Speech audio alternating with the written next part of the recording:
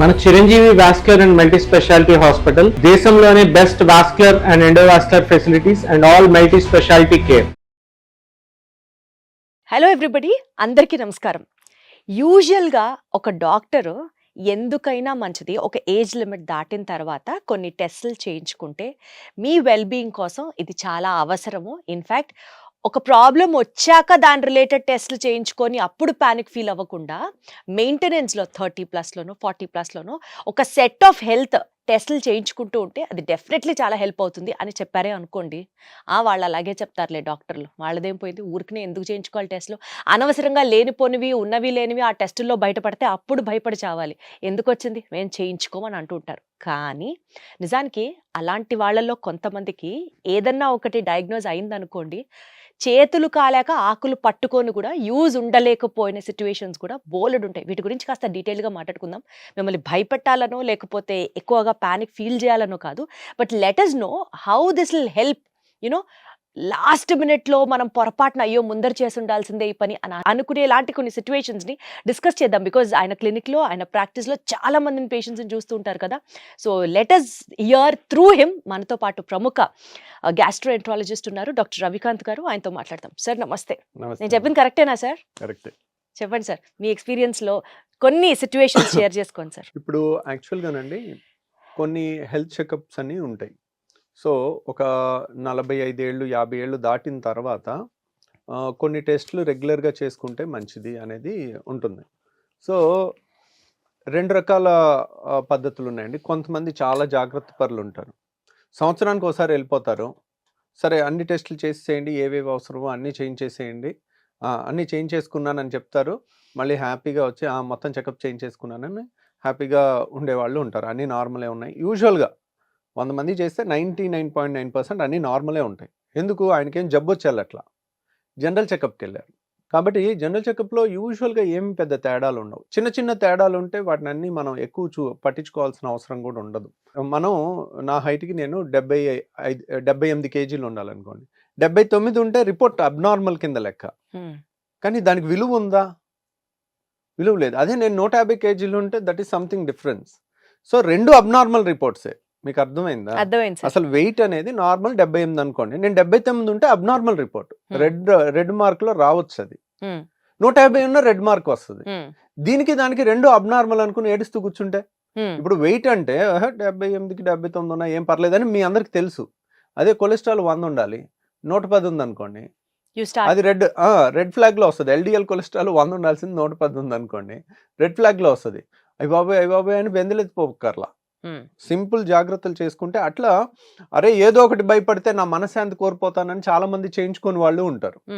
So ఇలా నేను చెప్పినట్టు టైం టు టైం సంవత్సరానికి ఒకసారన్నా జనరల్ చెకప్ లా చేయించుకుందాం అని వచ్చేవాళ్ళు 100 మందిలో లెస్ దాన్ 10% ఉంటారండి, 5% ఉంటారు అనుకోండి. సో కానీ కొన్ని టెస్టులు 40 ఏళ్ళు 50 ఏళ్ళ తర్వాత ఎందుకు చేయాలనేది నేను చెప్తాను. సో ఒక పేషెంట్ ఉన్నారండి, 6 నెలల కిందకు మన దగ్గరికి వచ్చారు. సో ఎప్పుడు కూడా వాళ్ళ పనులు వాళ్ళ పిల్లలు వాళ్ళు ఎలా వాళ్ళ వెనకాలే పడతారు, కానీ వాళ్ళు ఒక్కోసారి పట్టించుకోరు అనమాట. సో ఒక 7-8 ఏళ్ళు వరకు ఏ టెస్ట్ చేయించుకోవాలా. సో మనకి ఊరికే ఫోన్ చేసి ఏదో కంప్లైంట్ చెప్తా ఉంటారు. సరే ఇక్కడ గ్యాస్ లాగా ఉంది, అక్కడ గ్యాస్ లాగా ఉంది, ఏదో ఒకటి ట్యాబ్లెట్ చెప్పండి అంటారు, ఏదో ఒకటి చెప్తాము. ఇట్లా కాదండి ఊరికే చేస్తున్నారు, ఫస్ట్ వెళ్ళి ఒక స్కానింగ్ చేయించుకుని రిపోర్ట్ పెట్టండి అని చెప్పాం. చెప్తే దాంట్లో 20 సెంటీమీటర్ల గడ్డ, ఇంత పెద్ద గడ్డ ఉంది. సో అదే అంటే ఒక 8 ఏళ్ళు నుంచి ఒక్క స్కాన్ చేయించలేదు. అల్ట్రాసౌండ్ స్కాన్, సౌండ్ వేవ్స్తో చేసే స్కాన్, ఒక్క సైడ్ ఎఫెక్ట్ లేదు. It is not CT scan. So ultrasound scan అనేది చేయించుకుంటే ఎంత అవుతుంది? మహా అయితే 1200. మనకి సంవత్సరానికి ఒకసారి చేయించుకున్న 40 ఏళ్ళు దాటిన తర్వాత, ఇప్పుడు 20 ఏళ్ళ వాళ్ళకి క్యాన్సర్ రావు కదా, 40, 50, 60 ఏళ్ళు దాటిన వాళ్ళకి యూజువల్గా వయసు ఎక్కువైన వాళ్ళకి క్యాన్సర్లు ఎక్కువ వస్తుంటాయి. సో క్యాన్సర్ అయ్యి ఉండొచ్చు, నాన్ క్యాన్సర్ అయ్యి ఉండొచ్చు. అంత పెద్ద గడ్డ అంతవరకు పెరిగే వరకు కూడా మనకు తెలియలేదు కదా. అదే ఇప్పుడు అంత పెద్ద గడ్డ తీయాలంటే పొట్టంతా కొయ్యాలి, లేదంటే అది అసలు ఏం గడ్డ, క్యాన్సర్ గడ్డ, నాన్ క్యాన్సర్ గడ్డ, క్యాన్సర్ గడ్డ అనేది మళ్ళీ ఇంకా ఫర్దర్ టెస్టులు చేసి చూస్తాం. సో మనకి అంత పెద్ద దాన్ని హ్యాండిల్ చేయటం కూడా కష్టం కదా.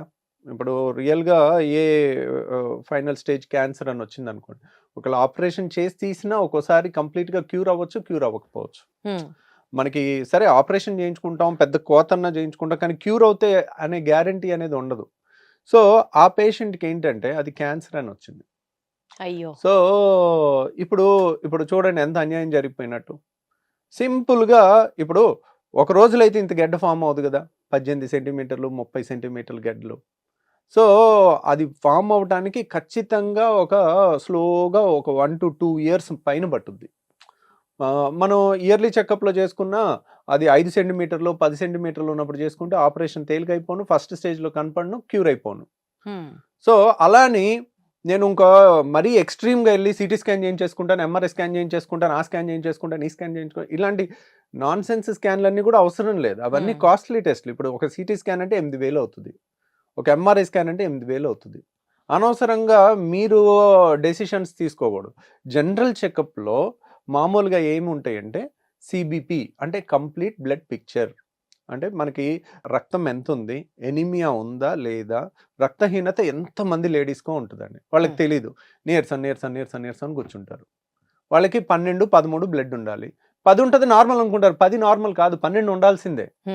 వాళ్ళకి ఆ 10 ఎందుకు ఉందని చూస్తే ఐరన్ లోపం ఉంటుంది. ఐరన్ లోపం వల్ల నీరసం నీరసం నీరసం అంటారు, పనులు సరిగ్గా చేసుకోలేరు. సో మనం దాన్ని బట్టి ఐరన్ టెస్ట్ ఒకటి చేసుకుంటాం, B12 టెస్ట్ ఒకటి చేసుకుంటాం. ఒకసారి ఇవి లోపాలు ఉన్నాయనుకోండి, వీటిని సరి చేసుకుంటే వాళ్ళకి హుషారు బాగా వస్తుంది, యాక్టివ్గా పరుగులు తీస్తూ పనులు చేసుకుంటారు. ఇంకా నెక్స్ట్ ఏం చేస్తాము, లివర్ ఫంక్షన్ టెస్ట్లు ఒక 10 ఉంటాయి.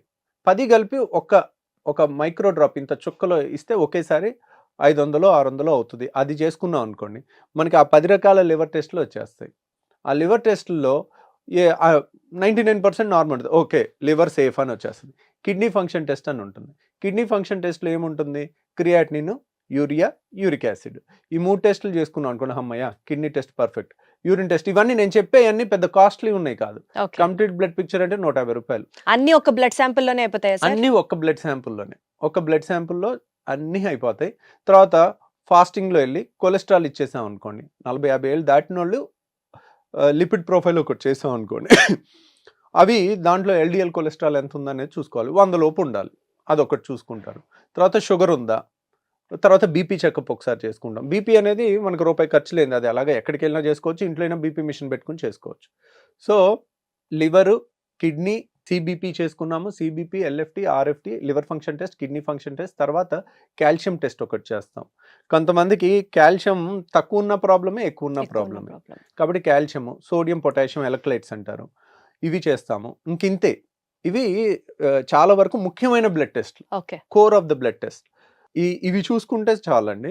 తర్వాత స్కానింగ్ ఒకసారి ఏంటి, యూరిన్ టెస్ట్ ఒకటి చేస్తాం. యూరిన్లో కొంతమందికి గ్లూకోజ్ పోతుందా, కొంతమందికి వేరే ఏమన్నా ఉన్నాయా, చిన్న ఎర్లీ స్టేజ్లోనే తెలుస్తుంది. మైక్రో ఆల్బుమిన్ అని చేసాం అనుకోండి, యూరిన్ మైక్రో ఆల్బుమిన్ టెస్ట్ చేసుకుంటే మనకు ఒక 4-5 ఏళ్ల తర్వాత కిడ్నీలు ఫెయిల్ అవుతాయా, 10 ఏళ్ల తర్వాత ఫెయిల్ అవుతాయా అనేది కూడా మనం అంచనా వేయచ్చు. సో ఇది కూడా మంచి టెస్ట్ అనమాట, యూరిన్ మైక్రో ఆల్బుమిన్ అనేది.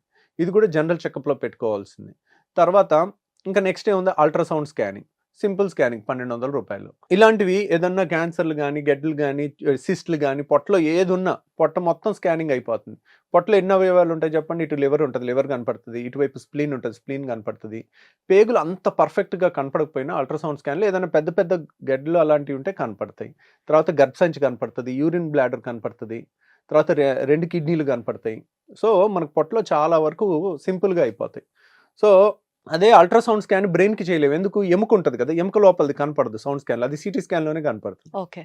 అట్లా ఈ అల్ట్రాసౌండ్ స్కాన్ ఇవన్నీ కలుపుకుంటే ఎంత అవుతుంది, ఒక 4,000లో చాలా వరకు జనరల్ చెకప్లో చేయాల్సిన మోర్ ఇంపార్టెంట్ టెస్ట్లు 90% ఆఫ్ ద సేఫ్టీ ప్రివెంటివ్ టెస్ట్లు అన్నీ అయిపోతాయి. సో అలా చేసుకుంటే చాలు, ఇంకా అంతకు మించి వెళ్ళకపోతే ఇది సంవత్సరానికి ఒకసారి 40-45 ఏళ్ళు దాటిన వాళ్ళు ఒకసారి చేసుకుంటే ఏదన్నా వచ్చినా ఎర్లీ స్టేజ్ లో వాళ్ళు డిటెక్ట్ చేస్తే సరిపోతుంది, కొంత జాగ్రత్త. సరే, ఇప్పుడు మీరు చెప్పినట్లుగా ఆ పేషెంట్ కి క్యాన్సర్ గడ్డ అన్నారు కదా, అలా క్యాన్సర్ కి సంబంధించిన స్క్రీనింగ్ టెస్టులు చేసుకోవడానికి రైట్ ఏజ్ ఎప్పటి నుంచి అండి? ఒక్కొక్క క్యాన్సర్ కి ఒక్కొక్క స్క్రీనింగ్ టెస్ట్ ఉంటుందండి. ఇప్పుడు ఫ్యామిలీలో మదర్కో, పిన్నికో, అత్తకో, మేనత్తకో, పిన్నికో రొమ్ము క్యాన్సర్ ఉందనుకోండి, సో ఆ లేడీస్ 50 ఏళ్ళు దాటిన తర్వాత ప్రతి 5 ఏళ్ళకి మ్యామోగ్రామ్ టెస్ట్ చేస్తారు. 50 దాటాక. ప్లస్ అన్నిటికన్నా బెస్ట్ మనకి మోస్ట్ వాల్యుబుల్ థింగ్, ఇంక ఇది లేకపోతే మనం బతకలేము అనేవన్నీ కూడా ఫ్రీగా దొరుకుతాయి మనిషికి. ఒకటి గాలి లేకపోతే మనం 8 నిమిషాల్లో చచ్చిపోతాం, ఫ్రీ. నీళ్ళు లేకపోతే చచ్చిపోతాం, ఫ్రీ. ఫుడ్ అంత పెద్ద ఖర్చేం లేదు.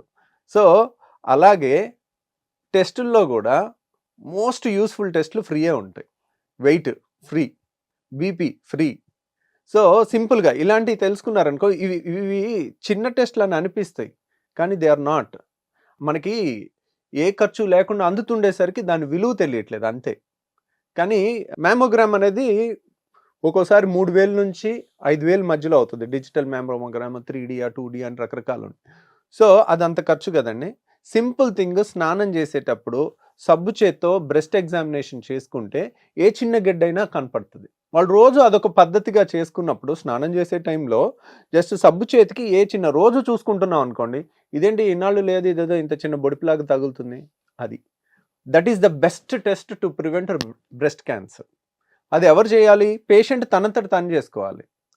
సో అలాంటిది ఏదన్నా చిన్నది కనపడింది అనుకోండి, వాళ్ళకి రోజు చేస్తుంటే వాళ్ళకి అర్థమైపోద్ది, ఓకే రోజు చూసుకుంటున్నాను, ఇక్కడేదో కొంచెం బొడిపిలాగా తగులుతుంది, ఇక్కడేదో లోపల గడ్డలా తగులుతుంది, ఏముందో ఒకసారి వెళ్ళి చూసుకుని వస్తాను. యూజువల్గా 40 ఏళ్ళ లోపల క్యాన్సర్లు చాలా అరుదండి. ఇంకా మనకి అట్లా భయపడుతూ ఉన్నాం అనుకోండి, పుట్టిన బిడ్డకు కూడా క్యాన్సర్ వస్తాయని టెస్టులు చేయలేం కదా. There should be some rational. భయపడటానికి కానీ జాగ్రత్త తీసుకోవటానికి కూడా మూర్ఖంగా చేయకూడదు. కాబట్టి ఈ సెల్ఫ్ బ్రెస్ట్ ఎగ్జామినేషన్ అనేది ఇన్ఎక్స్పెన్సివ్ టెస్ట్. తర్వాత లేడీస్లో అతి సాధారణంగా వచ్చే రెండో cancer cervix cancer, uterine cervix cancer. అది దానికి సెర్వారిక్స్ అనే ఇంజెక్షన్ వచ్చేసింది. అంటే మనకి ప్రివెన్షన్, అంటే వ్యాక్సిన్ వచ్చింది. అది వ్యాక్సిన్ ఆల్మోస్ట్ స్కూల్ గోయింగ్ పిల్లలకి 18 ఏళ్ళు లోపల ఇచ్చేస్తే ఇంకా వాళ్ళకి రాదు. సో అది ప్రివెన్షన్. ఒకవేళ అది చిన్నప్పుడు ఇవ్వలేదు అనుకోండి, ఇప్పుడైనా తీసుకోవటం ఒక పద్ధతి, కొంత ప్రొటెక్షన్ ఉంటుంది. రెండో ప్రొటెక్షన్ ఏంటంటే ప్యాప్స్మియర్. ప్యాప్స్మియర్ అనే టెస్ట్ చేస్తే మన అదృష్టం కొద్దీ సర్వైకల్ క్యాన్సర్ చాలా భయంకరమైన క్యాన్సర్ అయినప్పటికీ కూడా ఇలా ఒక 6 నెలల్లోనో సంవత్సరంలోనో వచ్చేది. అది స్లోగా ఒక 3, 4, 5 ఏళ్లలో వస్తుంది. కాబట్టి 40 ఏళ్ళు దాటిన వాళ్ళు ప్యాప్స్మియర్ చేయించుకున్నారనుకోండి, ప్యాప్స్మియర్లో కొన్ని కణాలు క్యాన్సర్ కింద మారుతున్నాయి అని వస్తుంది.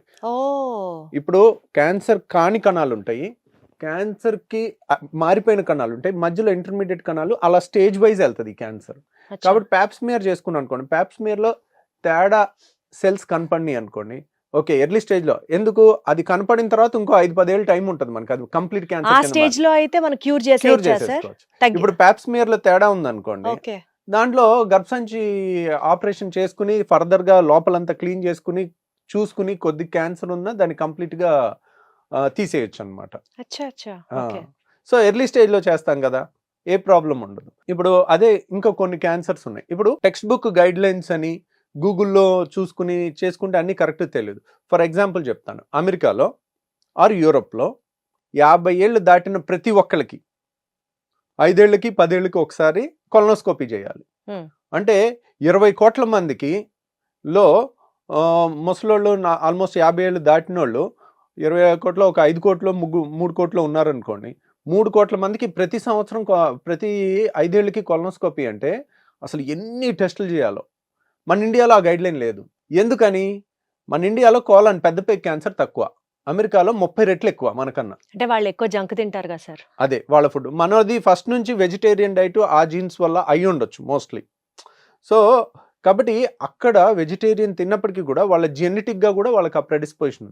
కొన్ని క్యాన్సర్లు కొన్ని దేశాల్లో ఎక్కువ ఉంటాయి. ఇప్పుడు మీరు అమెరికా, యూరోప్ తీసుకున్నారు అనుకోండి, పెద్ద పేగు క్యాన్సర్ చాలా కామన్. అందుకని వాళ్ళకి అందరికీ కొలనోస్కోపీ 50 ఏళ్ళు దాటిన తర్వాత వాళ్ళు కొలనోస్కోపీ చేయించుకోలేదనుకోండి, వాళ్ళు ఇన్సూరెన్స్ డిఫాల్టర్ అవుతారు. సో మీరు 10 ఏళ్లలో చేయాల్సిన కొలనోస్కోపీ చేయలేదు, మీరు మీ హెల్త్ని మీరు సరిగ్గా చూసుకోలేదు కాబట్టి, మేము ఫ్రీగా ఇచ్చే టెస్ట్ కూడా మీరు చేసుకోలేదు కాబట్టి మీకు ఇన్సూరెన్స్ ప్రీమియం పెంచుతున్నాం, ఇప్పుడు మీకు క్యాన్సర్ వస్తే మేము ఎందుకు కట్టాలన్నట్టుగా స్ట్రిక్ట్ రూల్స్ ఉంటుంది. అందరూ ఖచ్చితంగా చేయించుకుంటారు ఇండియాలో, ఎందుకంటే తక్కువ కాబట్టి మనకు అది అవసరం లేదు పెద్ద పేగు క్యాన్సర్. మిగిలింది ఏమిటి? అల్ట్రాసౌండ్ స్కాన్ చేస్తే ఆ 1200 రూపాయల్లో మనకు అన్నీ అయిపోతాయి. ఓకే. మెజారిటీ ఇప్పుడు గర్భసంచి కనపడుతుంది. గర్భసంచిలో ఏదన్నా గడ్డ ఉన్నా, సిస్టులు ఉన్నా, ఇంకా లివర్లో ఏదన్నా ఉన్నా చాలా వరకు కనపడతాయి అన్నమాట. తర్వాత ఇంకేదైనా గ్యాస్ ట్రబుల్ లాంటిది ఉంటే ఎండోస్కోపీ చేసుకుంటాం, లేకపోతే అది కూడా అవసరం లేదు. సార్ హార్ట్ అటాక్ రిలేటెడ్ టెస్ట్లు ఏమైనా స్క్రీనింగ్ ఉంటాయా? హార్ట్ అటాక్కి ఈసీజీ చేస్తామండి. ఇప్పుడు ఏజ్ తర్వాత చేయించుకోవాలి సార్? ఈసీజీ అనేది యూజువల్గా హార్ట్ అటాక్కి రిస్క్ ఫ్యాక్టర్స్ 6 ఉన్నాయండి. ఈ 6 ఉంటే మనం రెగ్యులర్గా చేసుకోవాలి. ఇప్పుడు ఎవరికి వస్తుంది హార్ట్ అటాక్? ఫస్ట్ ఏజ్ ఎక్కువ ఉన్న వాళ్ళకి వస్తుంది, చిన్నోళ్ళకి రాదు, తక్కువ. ఓకేనా? నెంబర్ 1 ఏజ్ ఎక్కువ ఉండాలి. ఏజ్తో పాటు వచ్చే చేంజెస్ ఏంటి? Sugar, BP, cholesterol. ఈ 3 ఉంటే మనకి ఈ 3 ఏజ్తో పాటు వస్తాయి, కొంతమందికి ముందు కూడా వస్తాయి. ఈ 3 ఉంటే 4 పాయింట్లు. ఇవి ఉంటే మనకి హార్ట్ అటాక్ రిస్క్ పెరుగుతుంది. ఇంకేంటి? ఒబిసిటీ 5. తర్వాత జెనెటిక్స్. మన ఫ్యామిలీలో ఎవరికన్నా ఎర్లీ ఏజ్లో 40 ఏళ్ళకి 50 ఏళ్ళకి మన నాన్నగారికి హార్ట్ అటాక్ వచ్చింది అనుకోండి, దట్స్ ఎ రెడ్ ఫ్లాగ్. వాళ్ళు ఎప్పుడు టోస్ మీద ఉండాలి. వాళ్ళ ఫ్యామిలీలో పిల్లలకు కూడా 40 ఏళ్ళకి వచ్చే అవకాశం ఉంటుంది. అలర్ట్గా ఉండాలి ఎప్పటికప్పుడు. ఈసీజీలో అంటే post 25, post 30 annually once checkup చేయించుకోవడాలు అట్లా ఏమన్నా ఉన్నాయా? లేదండి, అసలు అలా లేనే లేదు. అలా ఇక 25 ఏళ్ళకి 30 ఏళ్ళకి. ఇంకొకటి అతి ముఖ్యమైన రిస్క్ ఫ్యాక్టర్ 6 చెప్పాను కదా ఇప్పుడు. ఏజ్, షుగర్, బీపీ, కొలెస్ట్రాల్, తర్వాత ఒబిసిటీ, తర్వాత జెనెటిక్స్ అంటే ఫ్యామిలీలో ఎవరికన్నా ఉందా లేదా, అంటే యంగ్ ఏజ్లో. మన సపోజ్ మీ ఫాదర్కి 85 ఏళ్ళకి హార్ట్ అటాక్ వచ్చింది అనుకోండి, it doesn't make any sense. తనకి 55 ఏళ్ళకి 50కి 49కి వచ్చింది అనుకోండి, మనం జాగ్రత్తగా ఉండాలి. అట్లా అనమాట. పక్షవాతం వచ్చిన అట్లా అన్ని ఇప్పుడు ఇంకా అన్నిటికన్నా భయంకరమైన రిస్క్ ఫ్యాక్టరు మనం వద్దు అనుకుంటే ఈ క్షణం తీసేసేది స్మోకింగ్. యంగ్స్టర్స్లో హార్ట్ అటాక్ వచ్చేది స్మోకర్స్లో ఎక్కువ వస్తుంది. ఓకే. మీరు జెనెటిక్స్లో వచ్చేది దానికన్నా స్మోకింగ్ వల్ల వచ్చేది చాలా ఎక్కువ. ఫస్ట్ 40 ఏళ్ళకి హార్ట్ అటాక్ వచ్చింది అనగానే ఫస్ట్ అడిగే క్వశ్చన్ స్మోక్ చేస్తారా? స్మోకింగ్ ఈ 6 రిస్క్ ఫ్యాక్టర్లు ఎంత డేంజరో అంతకన్నా 10 టైమ్స్ రిస్క్ అనమాట. సో మనం ఈరోజు మన ఏజ్ని మనం ఇర్రివర్సిబుల్, దాన్ని చేయలేం కదా. 70 ఏళ్ళ మనిషిని 20 ఏళ్ళు చేయలేము, దాన్ని మార్చలేము. స్మోకింగ్ ఈరోజు స్మోకర్ అయితే మరుసటి రోజు నాన్ స్మోకర్ కింద మారిపోవచ్చు. సో హార్ట్ అటాక్ రాకుండా ఉండాలంటే ఫస్ట్ స్మోకింగ్ ఆపేయాలి. మిగిలిన మన చేతిలో ఇంకా కొలెస్ట్రాల్ మరీ 200 ఉందనుకోండి, ఎల్డిఎల్ కొలెస్ట్రాల్ 100 ఉండాలి, 200 ఉందనుకోండి, కొలెస్ట్రాల్ ట్యాబ్లెట్ ఒకటి వాడుకుంటే తగ్గుద్ది. ఈ టాపిక్ మళ్ళీ ఒక ఫుల్ టాపిక్ అవుద్ది. అసలు కొలెస్ట్రాల్కి ట్యాబ్లెట్ వాడాలా వాడకూడదా, వాడటం వల్ల నష్టమా లాభమా అనేది అది సెపరేట్ టాపిక్ అవుద్ది, అది మళ్ళీ మాట్లాడుకుందాం. తర్వాత ఇంకా హార్ట్ చెకప్ అంటారా, ఈసీజీ ఒకటి చేస్తారు, ట్రెడ్మిల్ చేస్తారు. ట్రెడ్మిల్ అంటే ఏంటి? బాగా పరిగెట్టించి అప్పుడు ఈసీజీ చేస్తారు. మామూలు ఈసీజీలో హార్ట్ అటాక్ వచ్చిన తర్వాత చేంజెస్ కనపడతాయి.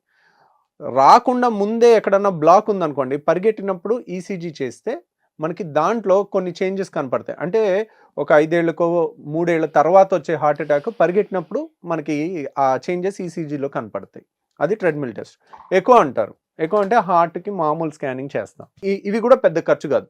ఈ ఎకో, టీఎంటీ ఇవన్నీ కూడా 1500 అయిపోతాయి. ఎనీ గుండె డాక్టర్కి వెళ్ళి 50 ఏళ్ళ తర్వాత ఒకసారి చేయించుకున్నాను, మళ్ళీ అన్ని టెస్టులు బాగున్నాయి, జనరల్ చెకప్ అన్నీ చేయించుకున్నాను, అన్నీ బాగున్నాయి, కొలెస్ట్రాల్ బాగున్నాయి, బీపీ బాగుంది, షుగర్ బాగుంది, మళ్ళీ 1 సంవత్సరం తర్వాత ఈ జనరల్ చెకప్ చేసుకోవచ్చు. హార్ట్ చెకప్ 4-5 ఏళ్ళకో 3 ఏళ్ళకో అట్లా కంప్లైంట్. అంటే రఫ్ గా సార్ ఇప్పుడు మీరు చెప్పిన టెస్ట్లు అన్ని ఫుల్ బాడీ చెకప్, హార్ట్ ఏంటి, కిడ్నీ ఏంటి, పొట్ట ఏంటి, అంతా ఒక 10,000 బడ్జెట్ లో అయిపోతుందా సంవత్సరానికి? 10,000 బడ్జెట్ లో అయిపోద్దండి. ఇంకా తక్కువలో కూడా అయిపోద్ది, మన ఆఫర్స్ చూసుకుని అలా చూసుకుని. ఇప్పుడు కొంతమంది మనీ పెట్టుకోలేరు అనుకోండి, మన హాస్పిటల్లో శుక్రవారం స్కానింగ్లు ఆల్మోస్ట్ మనం ఫ్రీగా చేస్తాము ఒక 10 మందికి. ఎందుకంటే శుక్రవారం నాకు వేరే సర్జరీస్ వరకే పెట్టుకుంటాను, ఓపీ చూడను కాబట్టి మనకు కొంత ఫ్రీ టైం ఉంటుంది స్కానింగ్కి. కాబట్టి ఒక 10 మందికి మనం ఎవ్రీ శుక్రవారం మనం ఫ్రీగా చేస్తాం. కాబట్టి అది ముందే మీరు బుక్ చేసుకుంటే ఉపయోగపడుతుంది. మనకు అక్కడే 1200 కలిసినట్టు. రియల్గా ఆ 1200 కూడా మ్యాటర్ అయిన వాళ్ళకి అది ఫ్రీ, చాలా హెల్ప్ అవుతుంది. సో ఎందుకండి 10,000 మనవి కాదు అనుకుంటే లైఫ్ లాంగ్ హ్యాపీగా ఉండొచ్చు. లాస్ట్ మినిట్లో అమ్మ బాబోయ్ ఇది మనం ముందరే తెలుసుకొని ఉంటే బాగుండు అన్న ఒక రిగ్రెట్ లేకుండా, ఒకవేళ ఏం ఉండకూడదు బట్ ఏమన్నా ఉన్నా there is every possibility to cure it if it is in the earlier stage. ఇంకొకటి కూడా అండి, ఇప్పుడు 10,000 కూడా ఎక్కువ అండి. అందరూ 10,000 పెట్టుకోలేకపోవచ్చు సంవత్సరానికి ఒకసారి. ఇప్పుడు 15,000 జీతం ఉన్నోళ్ళు ఎక్కడ పెట్టుకుంటారు వాళ్ళ అమ్మా నాన్నకి చేయించాలంటే? కాబట్టి ఇఫ్ యు ఆర్ రెడీ, మనకి ఈ ముఖ్యమైన టెస్టులు అన్నీ కూడా ఇప్పుడు అనుకున్నవన్నీ కూడా 4,500 లోపల కూడా చేయొచ్చు. ప్యాకేజ్ లాగా మన హాస్పిటల్లో పెట్టాం, కావాలంటే అంతలో కూడా చేసేసుకోండి, ముఖ్యమైన అన్ని టెస్టులు కవర్ అయ్యేటట్టు. ఎవరన్నా కావాలనుకుంటే ఆ 4500 లోపులోనే ఇవన్నీ కూడా మనం ప్యాకేజీలో పెట్టుకుని చేసుకోవచ్చు. Got it sir. దానికన్నా ఒక్కటి మీరు గుర్తుంచుకోవాల్సింది prevention is better than cure అన్నది ఉంది కాబట్టి ముందరగానే తెలుసుకుంటే it is always safe rather than late అయిపోయింది అయ్యో ఇప్పుడు ఎందుకు అని అనుకునే బదులు. Thank you so much sir. Thank you అండి.